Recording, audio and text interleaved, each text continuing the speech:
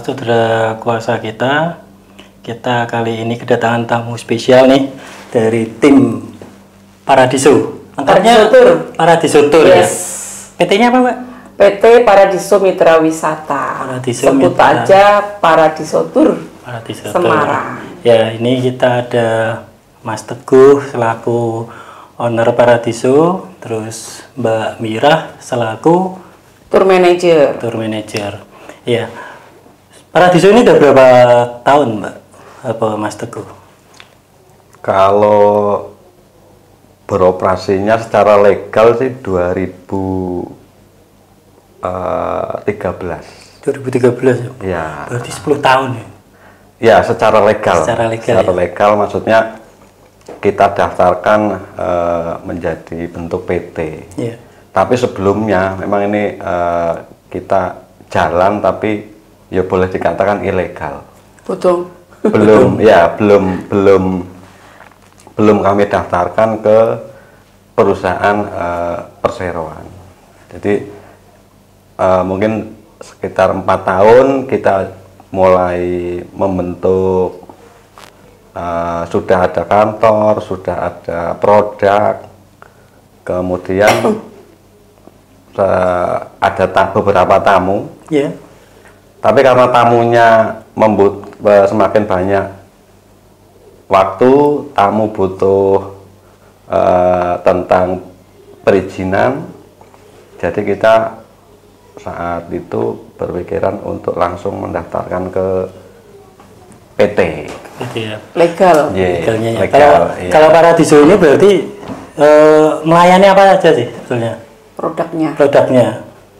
Kalau sebenarnya kita bergerak di Biro Perjalanan Wisata, mulai dari tiket, berbagai macam tiket ya, kayak tiket pesawat, tiket kereta, kemudian tiket bis kita juga ada. Kemudian selain tiket, sebenarnya kita lebih fokus ke paket wisata. Paket wisata. Iya, saat ini kita fokus ke paket wisata, tapi kita tidak meninggalkan tiket. Kalau yang tiket sebenarnya kita ada, tapi sistemnya kemitraan. Jadi yang menjual tiket kita kebanyakan itu adalah sub-agent kita. Sub-agent, jadi kita ada mungkin sekitar hampir 700 sub-agent di seluruh Indonesia. Kalau paket wisata ini, paket wisata luar negeri atau paket wisata Indonesia atau semuanya? Semuanya. Ya, semuanya. Domestik dan internasional. Paling sering di request apa ini? Kalau bicara paket wisata yang trennya sekarang kebanyakan itu domestik, rata-rata ke Malang, ke Bandung, Jogja, masih sekitaran, karena tamu kita masih lokal-lokal aja yang sebagian besar, kebanyakan ya sekitaran masih di Jawa Bali. Masih Jawa Bali. Ya. Paling banyak perusahaan swasta atau pemerintahan atau merata? Merata. Semuanya. Iya. Karena kita sebenarnya nggak memilih segmen. Segmen kita dari bawah ke atas, jadi segmen yang kita bidik memang tidak spesifik di segmen tertentu. Yeah. Segmen misalkan ibu-ibu RT kita juga layani, anak sekolah kita layani, kemudian perusahaan swasta kita layani, pengajian gitu Mas. Kita layani juga. Supporter dilayani juga. Supporter kita layani. Jadi semuanya ya, nggak milih-milih. Iya. Segmen ya. Kalau supporter PSIS selalu di hati. Malah kayak wes. Bro. Ya, apa namanya? Kalau ini kan Paradiso itu kan lebih sering ketemu orang, sering ini. Apa mungkin dari Mas Teguh atau Mbak Mira itu memang basic awalnya memang suka suka ngobrol atau suka ya bersosialisasi atau gimana gitu, Mbak? Kalau saya pribadi, memang passion saya udah di tour. Saya kebetulan juga lulusan dari Stipari. Jadi sebelum gabung bersama Paradiso, saya juga sudah gabung di perusahaan lain. Terus setelah itu memutuskan untuk membesarkan bersama Paradiso. Kalau saya kebetulan dari tahun 2003 awalnya handle tour waktu masih jadi mahasiswa sebagai tour guide freelance. Ya masih domestik cuma 2003. 2002 2003. 20 tahun. Iya, udah tua. Jadi waktu kuliah itu semester 3 kalau nggak salah diajak kakak kelas, owner biro besar di Jepara untuk handle trip ke Bali, ke Jakarta. Itu belajar dari situ. Setelah lulus baru gabung di salah satu perusahaan besar juga di Semarang. Terus bergabung bersama Paradiso itu tahun 2015. Ya, itu sih perjalanannya. Perjalanan saya di Paradiso. Kalau Mas Teguh? Saya hampir sama dengan Mbak Mira. Kita sempat jadi tulis freelance, guide freelance, kemudian marketing di saya dulu kerja di tempat orang, kemudian pernah mendirikan perusahaan bersama-sama, dan akhirnya memang saya putuskan dengan berbagai banyak pertimbangan, kemudian mendirikan perusahaan sendiri. Kalau mendirikan perusahaan sendiri ini suka dukanya apa Mas Teguh? Suka dukanya ya kalau saya sih mungkin lebih apa ya, saya ditanya suka duka bingung ini. Banyak sukanya yang jelas karena ini ya punya sendiri kan, maksudnya kita bebas mengarrange semua tergantung kita, termasuk masalah profil. Kadang-kadang kan ada ini kayak kayak bukan stigma ya, cuman kayak ada banyak semacam pandangan orang kok kerjanya piknik terus bosannya piye kan. Saya pernah ini Mas, saya pernah ngobrol sama sama pemasaran hotel ya. Karena hotelnya dia lokasi di pinggir pantai. Dulu saya selalu kayak enak ya urip ning pantai terus gitu. Saya tanya, Mbak, pertama urip ning hotel, urip ning pantai. Tuh rasanya piye bendino piknik ngono. Ternyata dia bilang ya ada jenuhnya, Mas. Gitu. Ya. Kalau saya sih sebenarnya ada jenuhnya juga terkadang, tapi sebenarnya tidak boleh jenuh.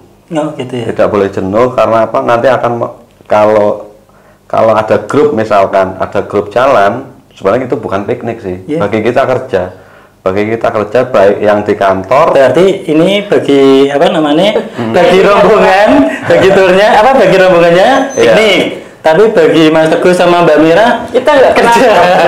Betul. Kalau orang itu Wang Sinawang itu enak, nggak cuma 1-2 orang yang lihat kita itu wah kerjaannya enak di rumah, maksudnya. Padahal kok itu yang dilihat secara garis besar, padahal itu yang kita kerja. Jadi tapi kalau saya pribadi saya nggak ada jenuhnya karena ada passion. Tetap pusing ya Mbak, ngitung-ngitung ya. Kalau di itu kan nggak ada jam kerjanya sebenarnya. Kalau apalagi kalau pas handle di lapangan kita misalnya bawa grup, kita jalan terus sampai malam jam 2 jam 3 kita harus posisi standby untuk peserta kita. Dan jadi selalu harus main face. Itu yang susah. Kalau udah passion tapi insya Allah semuanya enteng-enteng aja. Mau ketemu kendala di lapangan pun kita santai aja sama tamu. Walaupun saat ada grup bukan kita yang berangkat, nggak bisa, misalkan ada double 1 hari atau 2 hari grupnya beberapa, tetap kita backup dari kantor. Jadi apapun yang terjadi di lapangan kita tahu. Kita bantu, misalkan menyelesaikan trip ke depannya, mungkin hari berikutnya, atau paling tidak kita tahu masalah yang dihadapi di lapangan. Kalau sekarang Paradiso ada berapa karyawan? Sekarang alhamdulillah 6. Ada 6 ya. Tapi yang 6 yang di kantor, kemudian yang freelance cukup. Karena rombongannya itu betul. Selalu berubah-ubah, jadi memang mesti stok banyak aja. Iya. Yang 6 yang istilahnya standby di kantor, bagian produksi, Mbak Mira juga bagian produksi. Kemudian yang freelance juga ada beberapa yang memang sudah masih freelance tapi tetap kita gunakan, kita prioritaskan. Pas berangkat tur. Itu. Mbak Mira, kalau 2015 kan gabung ke Paradiso, Iya, itu yang pertama digarap Paradiso itu apa?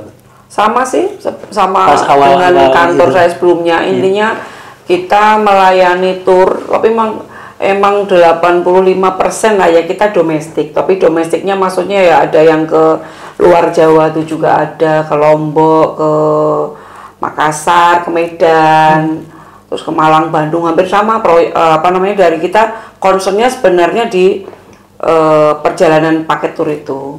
Selain tadi yang Pak Teguh sampaikan kan ada jual tiket, voucher hotel gitu. Kalau passion saya sebenarnya di turnya itu perjalanan membawa handle grup rombongan seperti itu. Iya, berarti kan 2015, 2016 sampai Ya, 2020 mengalir ini ya. Iya. Nah, itu dari 2015 sampai 2020 itu ada halangan nggak Mas? Yang kira-kira kok abot ya di ternyata di dunia tour itu, atau memang karena passion jadi akhirnya jadi enteng kabeh gitu. Ya sebenarnya karena mungkin Mbak Mira karena passion ya. Iya. Tapi kalau saya karena nggak ada kerjaan lain. Ya benar. Memang saya ingin menunjukkan ke teman-teman bahwa jangan menyerah, berani mencoba, jangan menyerah. Intinya saya yang dari basic bukan orang wisata. Kalau Mbak Mira ini kan basicnya dari Stipari, salah satu kampus terbesar pada masa itu yang sampai sekarang juga banyak menelurkan praktisi-praktisi bidang pariwisata. Kalau Mas Teguh nih? Saya dulu di Universitas Negeri Semarang, UNES, dan kebetulan ngambil manajemen. Nah, dan saya saat Mbak Mira gabung di saya seperti menemukan berlian sebenarnya. Jadi ketika saya bisa memanage dari segi manajemennya, kemudian Mbak Mira dan tim yang lain bisa dari segi produk, kemudian dari segi lapangan. Ngeblend ya. Ini perpaduan manajemen sama pariwisata gitu ya. Nah itu tadi Mas, tantangannya gimana Mas kalau selama 5 tahun 2015 sampai 2020 itu Mas? Tantangannya terberat sebenarnya apa ya? Pandemi lah. Malah pandemi ya? Saya bilang pandemi ini padahal. Kalau saya pribadi itu sih tantangan sih, kalau kita kan mengalir karena udah passion, jadi kita inovasi asal mengikuti objek wisata yang terbaru apa, ada perkembangan hotel apa, kita sih mengalir aja. Tamu-tamu kita juga kebanyakan kan repeater, maksudnya yang sudah istilahnya kita tiap tahun itu sebenarnya tinggal mengakomodir permintaan tur aja. Tapi nanti ini kan repeater ya, tapi ada yang baru banyak juga tuh. Banyak juga, alhamdulillah. Makanya itu kalau kita bilang tantangan apa yang berat itu sebenarnya kalau selama ini tidak ada yang berarti. Maksudnya kita asal kita concern di pekerjaan, kita mengetahui perkembangan objek wisata, hotel dan lain-lain komponen produksi tur itu, kita show must go on aja, jalan gitu aja, gampang sih. Kalau dari sisi saya sebenarnya tantangannya adalah dengan vendor. Dengan vendor? Ya. Kenapa Mas? Contohnya begini, misal kita kan posisi kita jasa ya, penengah ya, jadi menghubungkan konsumen dengan sebuah perusahaan lain, kita ada di tengah. Dan yang menjadi tantangan saat ini adalah misalkan bis pariwisata. Sekarang bis pariwisata sudah menempelkan nomor handphonenya di unitnya, menempelkan websitenya di unitnya. Kemudian karena kerja kita di tengah, kita mencari selisih harga. Kalau harga dari bis wisata ke konsumen, tentu saja akan lebih murah vendor ini memberikan harga ke kita. Makanya ketika kita menjual sama harganya, kita untungnya di situ. Tapi saat ini banyak sekali teman-teman vendor ini juga kayak curhat ini ya. Kayak curhat. Banyak sekali teman-teman vendor yang menjual langsung end user ke end user dengan harga yang sama dijual ke kita. Oh. Jadi vendor saat ini bukan menjadi mitra lagi, tapi menjadi pesaing kita. Betul, ya, menjadi pesaing. Ada beberapa PO yang seperti itu. Kita buat catatan buat kita sih. Oh, ada tamu yang compare. Loh, saya udah telepon ke sana sendiri, harganya bahkan ada yang lebih murah. Kalau sama mungkin kita masih bisa, oh ya udahlah, tapi ternyata ada yang lebih murah. Tamu ngebil ke PO tersebut, tuh harganya selisihnya juga lumayan. Nah, itu ada beberapa PO yang jadi catatan lah intinya. Tapi kalau kayak gitu Mas, itu PD-nya gimana jenengan? Kan ternyata PO-nya jual harga sama, bahkan ada yang rendah. Jenengan kita ada catatan tersendiri. PO A, B, C seperti ini kita udah paham tentang baik unit, kru, karena komponen-komponen pariwisata kan itu salah satu raja komplain kan di transportasi ketika ini menggunakan bis ya, overland itu raja komplain yang mungkin bagus kan transportasi. Pertama yang dilihat orang itu di transportasinya. Karena kesan pertama.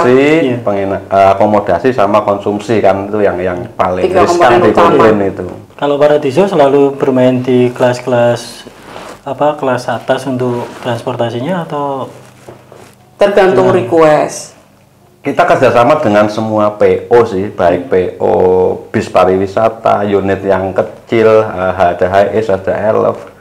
Kita punya standar.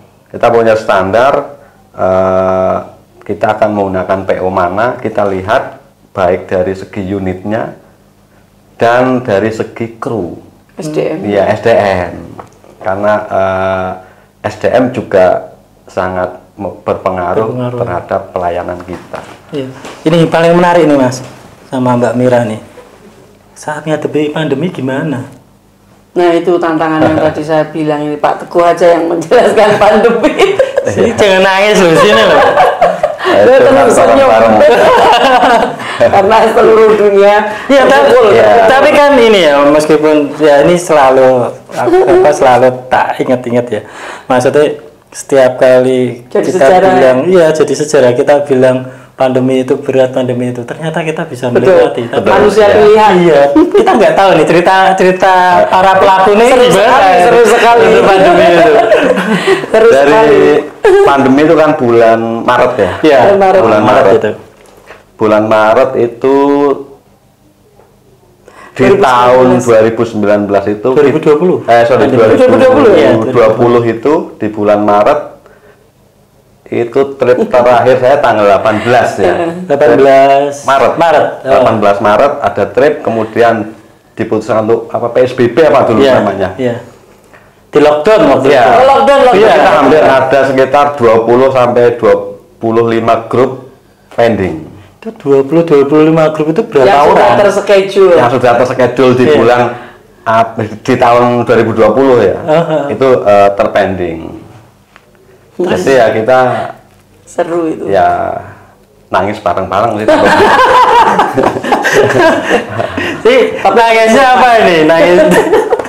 Itu memang pandemi itu memang jadi pelajaran buat semua orang. Kalau buat kita pribadi sih ya memang bahwa kita itu nyata-nyatanya masih bisa survive. Ya yang pasti itu.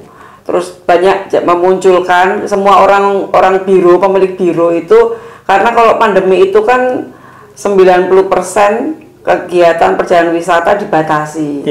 Jadi ya memang sangat terasa sekali dari segi income buat kantor itu, sampai kita merumahkan staf-staf kita seperti itu.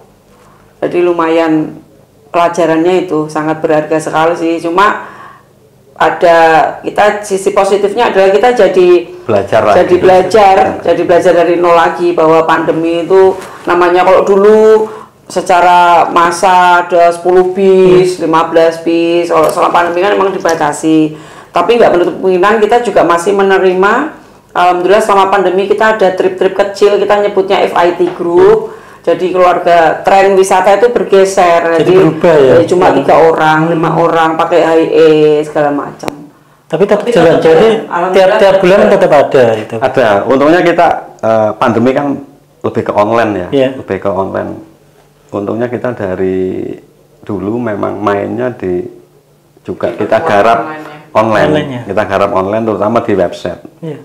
Mbak, ini kan pandemi itu turun drastis ya. Waduh, drastis lagi. Terjun, nyungsep. Itu tak dengar-dengar tuh Mbak Mira sampai jualan. Iya. Jualan apa, Mbak? Makanya saya bilang. Jadi penjual ya. Pandemi itu malah memunculkan wirausahawan baru. Hampir kita kan di tour itu kan juga ada organisasinya. Saya pribadi juga bergaul dengan banyak teman biro perjalanan wisata, hampir semuanya itu berarti tangisan bareng ya? Iya, banting setir. Jadi kok saya pribadi ini cuma cerita pengalaman saya jualan tom yum yang alhamdulillah laris manis waktu itu, sampai ada banyak reseller, istilahnya cuma berganti kesibukan aja. Kalau biasanya kalau di tour itu saya dari pagi sampai malam misalnya bisa sibuk untuk mempersiapkan grup. Kalau ini saya toto tom yum segala macam. Itu yang seru sih.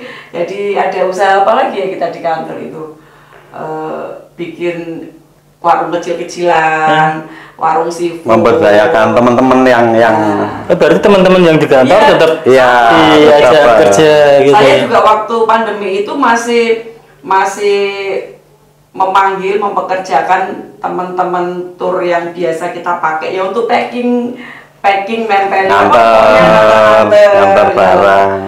Pembeli yang tom yum itu jadi pengalaman ini. Berapa lama Mbak itu dilakukan itu? Hampir 1 tahun. Hampir 1 tahun sih. Hampir 1 tahun. Tapi alhamdulillah itu masih lumayan menghidupi. Nggak sampai bikin kita kolaps, maksudnya jangan sampai nggak bisa makan, kita masih bisa survive, masih bisa mencari sisi usaha yang lain, gitu sih, seru. Jadi meskipun pandemi tetap ada pemasukan dari ya kita harus putar otak sih, putar cara bagaimana kita teman-teman yang di kantor masih bisa bertahan daripada berdiam diri. Musim malah imunnya turun lah, gitu kan. Lagi musim imun turun malah kena COVID lah. Kita nggak kena COVID, yang penting kita masih bisa berusaha cari rezeki dari sisi yang lain, karena tur kan juga sangat dibatasi. Itu berarti kan pariwisata kan rentan terhadap pandemi. Itu terbukti ya Mas, pas kena dikasih lockdown, PSBB, ambiar. Dan pariwisata juga satu bidang yang paling cepat pulih. Paling cepat pulih. Oh, dibandingkan lainnya? Cepat bangkit. Nah, itu kan pandemi kan banyak bisa dikatakan memang sudah ada kesibukan, tapi kan waktunya kan beda sebelum pandemi sama pas pandemi.